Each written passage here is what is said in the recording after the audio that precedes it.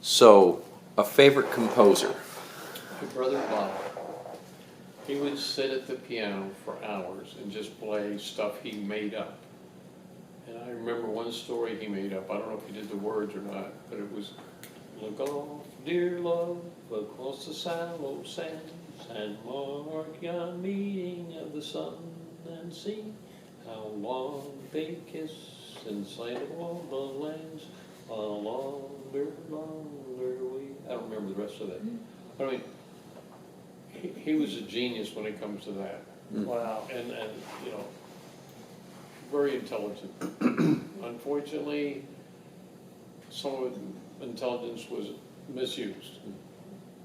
And I know when I was working with the government, I had to visit the Atlanta Federal Penitentiary and give the guards some lectures on identification of dangerous drugs and stuff.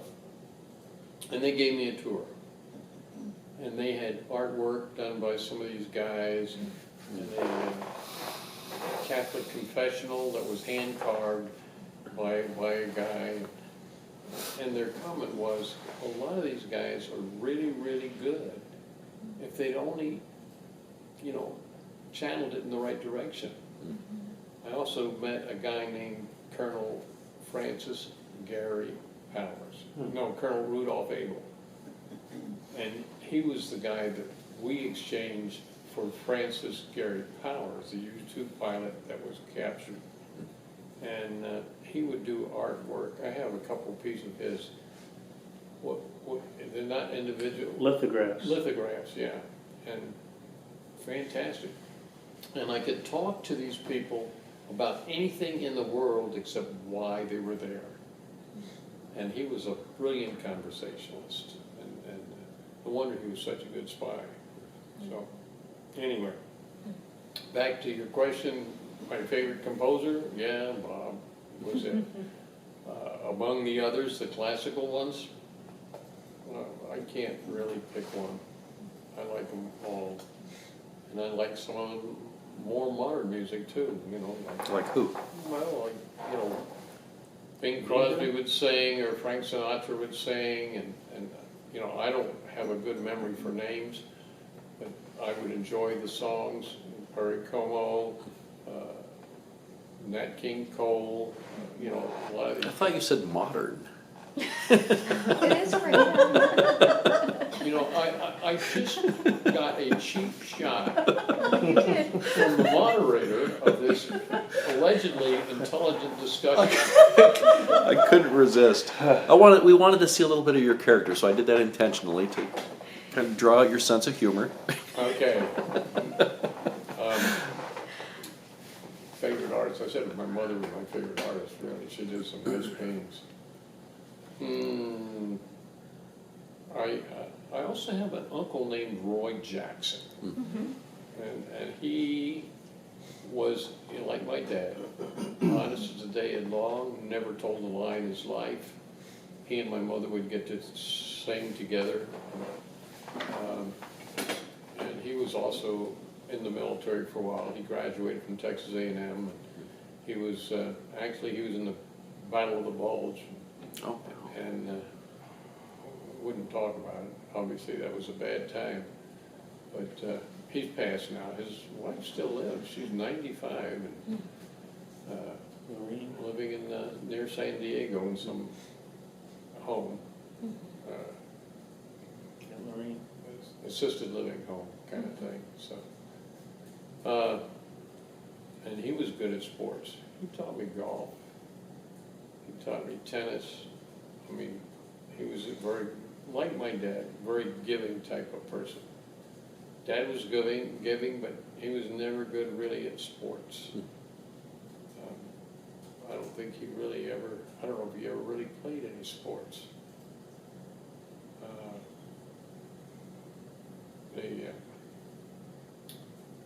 I got interested in golf because of Roy Jackson.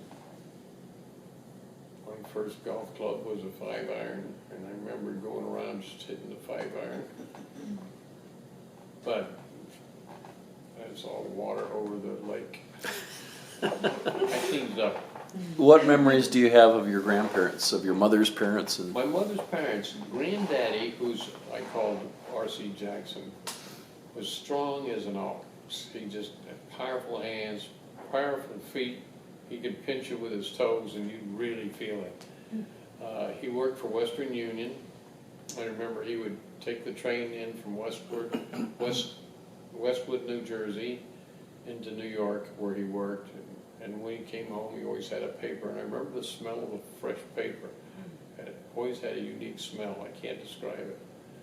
But here again, he was very, very strict. And, you did what he said to do. And that's one of the reasons my mother would send my brother to live with him while Dad was overseas. She just had difficulty handling him.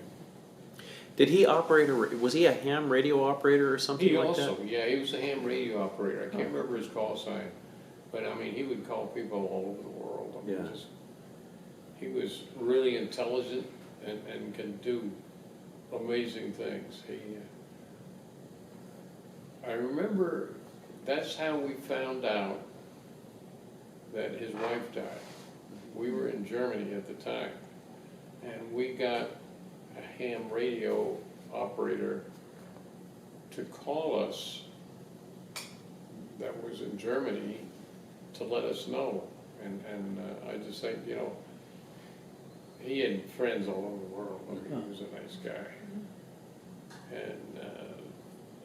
And then he unfortunately died in an automobile accident. We think he had a heart attack, and that's why he had the accident. Who was that?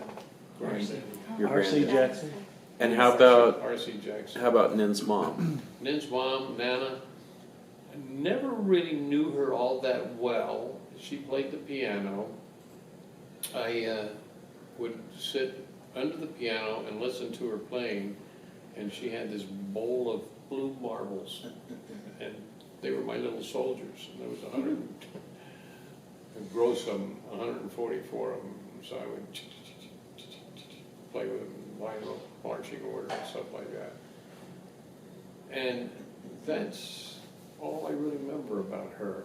I don't have any special things that I remember about her other than the fact that she played the piano and the fact that she had cancer. Oh, okay. And, well, she had to sit on a soft something. And, Granddaddy had cancer also, and he went to a VA hospital. They operated on him 2 or 3 times, and evidently they got it all out. They released him, and 6 months later he was climbing mountains out west someplace, and you couldn't stop that guy. So he was a veteran, He was a veteran of World War I. World War I. He Okay. got poisoned by mustard gas, Okay. and it always affected his speech. Oh. But he never talked about it. He was a captain. He never talked about it, and I never asked him about it. And I learned, I don't know how I learned, but talking about combat is not something that, veterans really enjoy.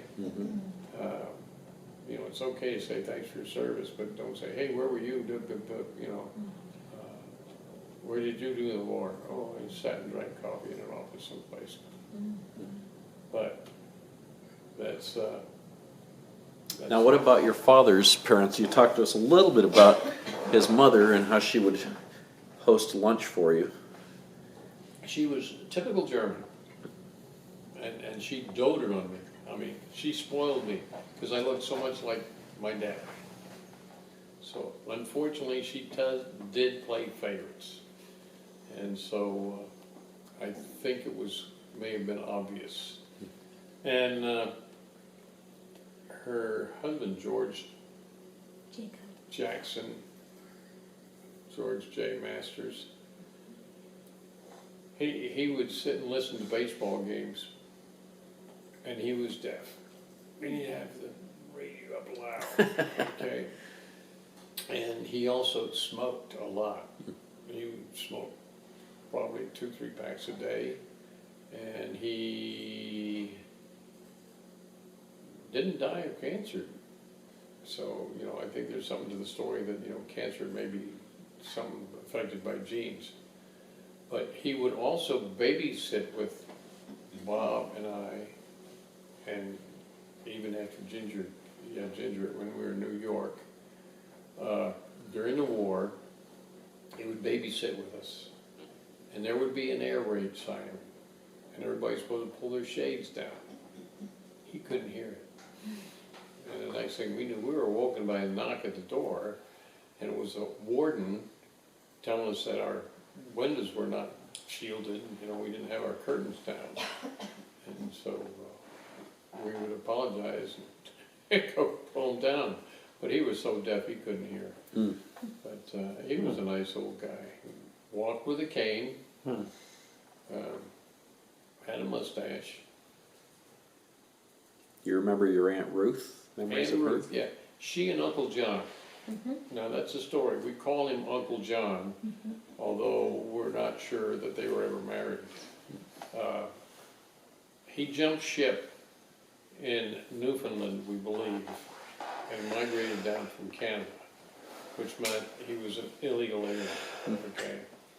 And back then, they weren't as friendly to illegal aliens as they are today. We're gonna have a highlight reel for the JFK comment and go right into the.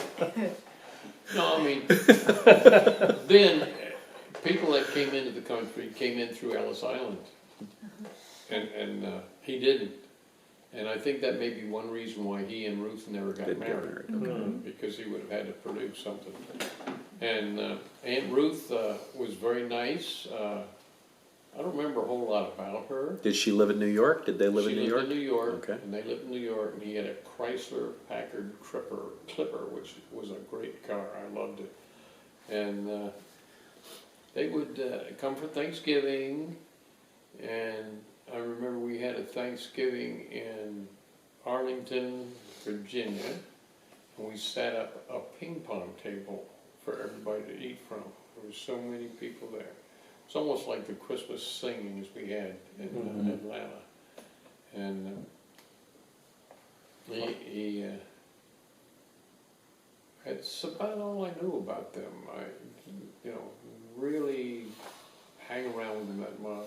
I remember Granddad, your dad was extremely fond of his sister Ruth, though. Oh yeah. Just the way he talked about her. Yeah, he was, and well, he would be. I mean, he knew her when he was younger, and she was younger, but I think she was a half sister, not a. Yeah, I got that impression Yeah, too. she was a half sister, so I don't know which half, but she was. Dad was a very loving person, and he respected everybody and gave of himself to everybody. He was a good Christian. He, you know, like the Chinese boys, you know, he took care of them and taught them things.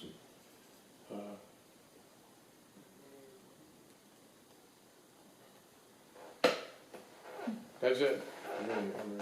You got another thingy? Any other prompts? I don't know that I do. I think that we covered. I think we've Can I covered. ask one question? Yeah. Can you tell us about your faith and your testimony of Jesus Christ? Well, That's my a good faith, question. Why my- wouldn't we have asked that? my faith has always been Christian, and I was brought up that way, but I don't have preferences as to denomination, okay? The main thing is Christ, okay, and God. And as far as denominations, I don't care if they sprinkle, dunk, or whatever. I mean, as long as somebody accepts Jesus, they're in. If they don't, forget it. You're not getting in, you're only getting in by His grace, not by anything you do. Forget the works, it doesn't work. No pun intended.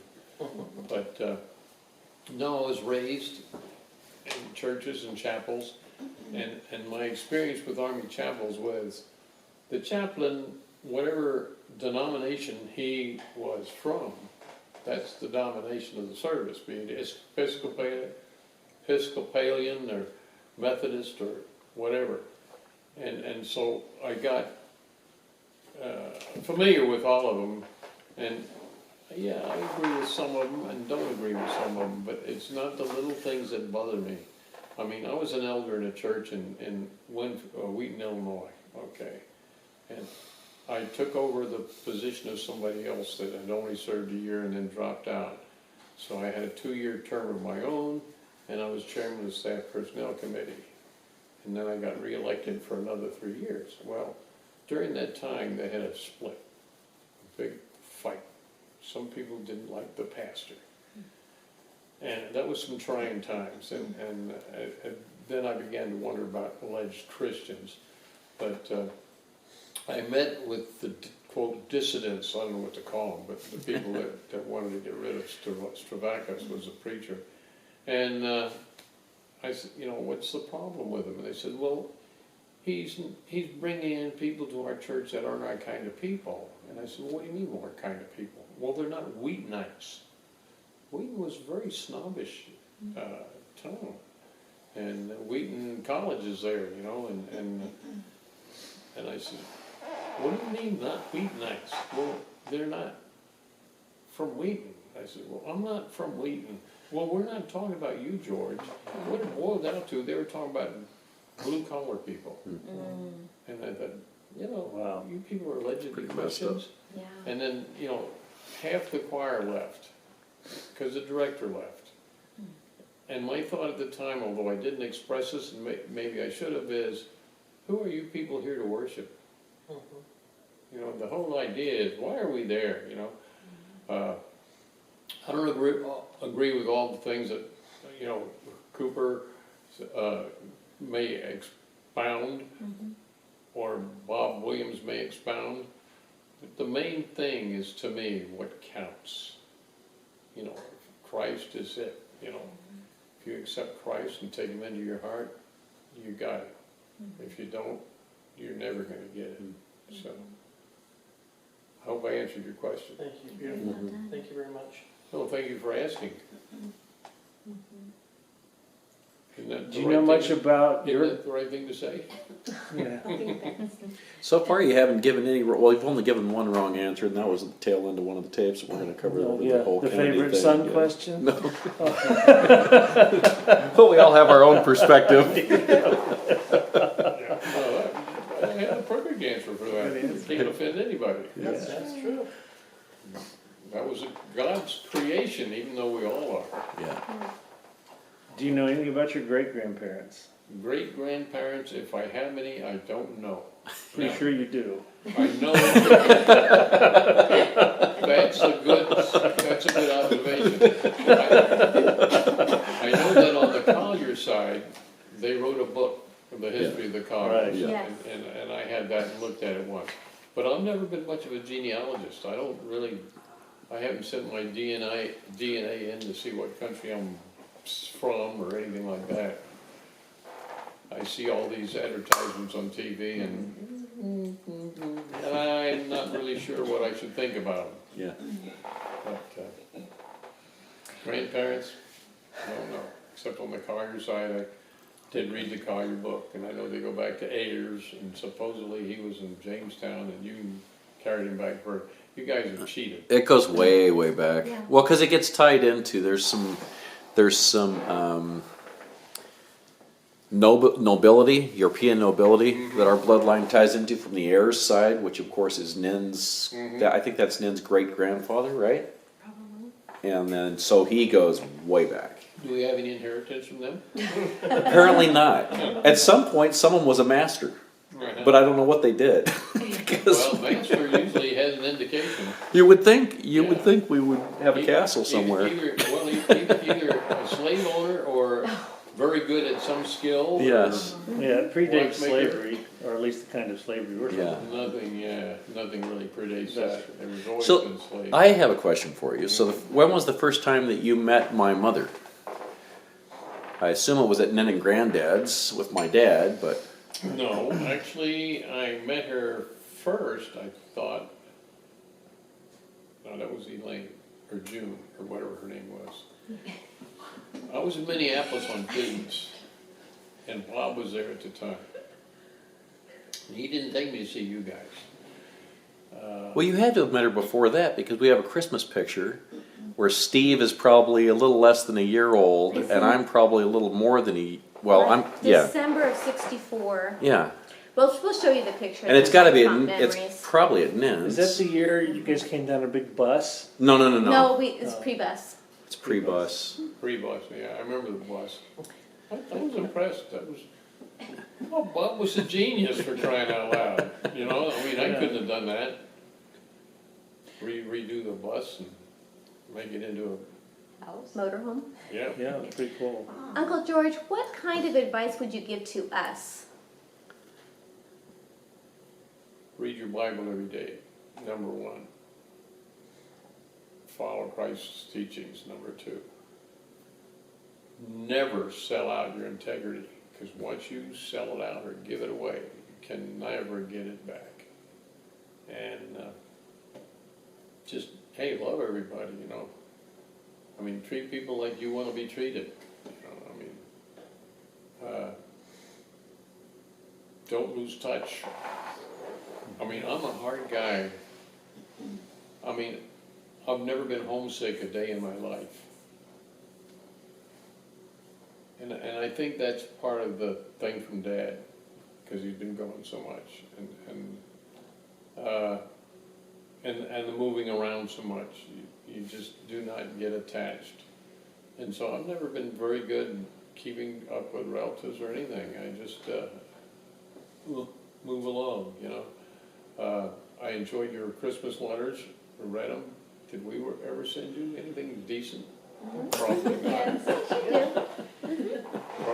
But I mean, you know, this Christmas, I got a lot of stuff to put in the letter, probably apologizing to all my nieces and nephews. And the Kennedy family. They don't know. What they don't know won't hurt them.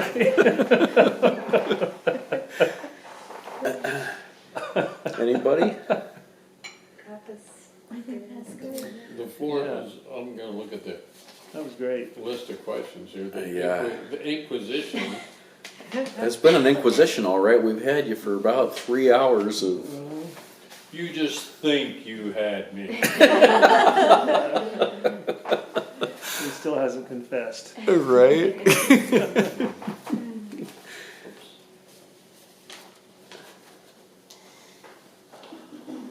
Mm-hmm. Favorite toys, Lionel Train. What I've is been a it? train enthusiast. Lionel train. Trains. Yeah, I did set up miniature trains and played with them and stuff like that. Built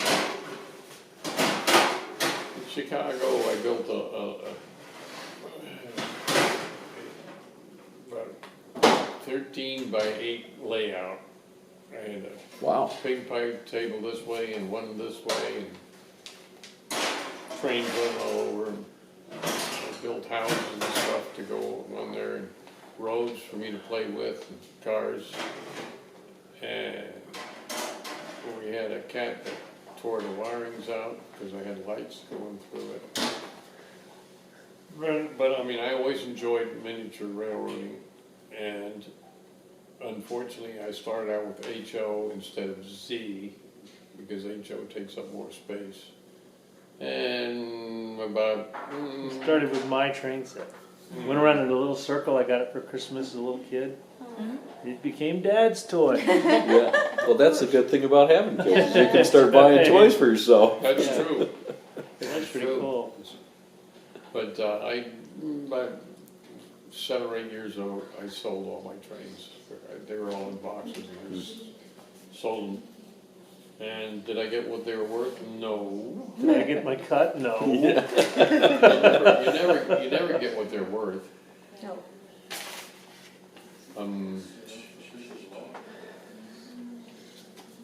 What chore did you really hate doing as a child? Well, I put down dishes, but you know, I don't remember that much displeasure about doing dishes. How about, so I know you write poems. Have you ever, do you enjoy writing? Have you ever written anything other than poems? Stories or?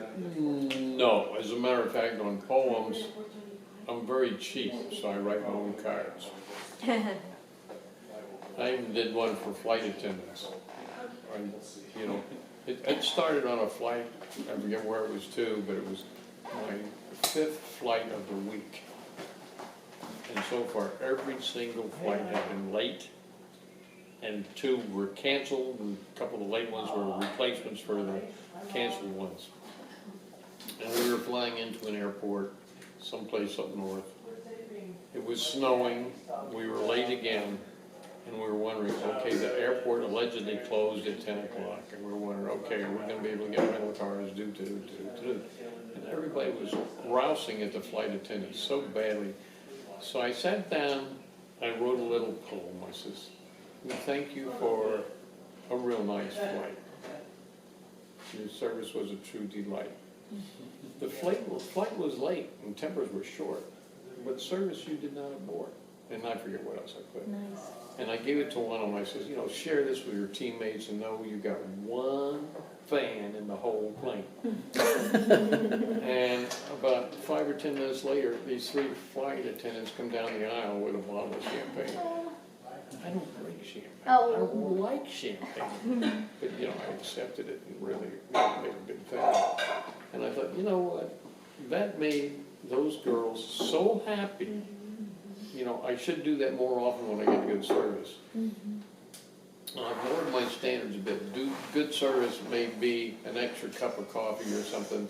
Sometimes they'll give me a little Bailey's Irish cream with my coffee. And I still write things. Oh, thank you for a real nice flight. Your service was a true delight. It's nice to deal with folks like you who do take pride in what they do. I mean, whatever. But, my religion, if you will, is if you make somebody smile today, you get an extra day added to your life. No, what about that? And my mantra at Walgreens is, if they aren't smiling after I have served them, I've failed. And I let them know that, I flirt with these old ladies. I mean, I gotta card you.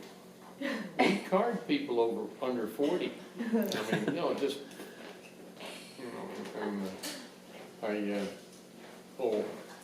if they don't have their card, they can enter their phone number.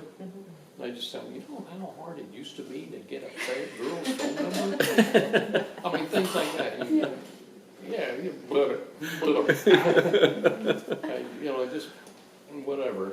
And I wear a hat from the Aircraft Carrier Enterprise, which one of our granddaughters serves on. And, people say, oh, you're in the Navy? No, it's my granddaughter's. And the only Navy ship I've ever been on was the Wilfred H. Holbrook. But,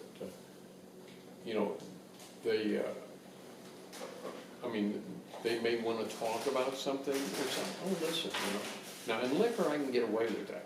When I'm on the front register, I got to keep it short. But, I enjoy dealing with people, most people.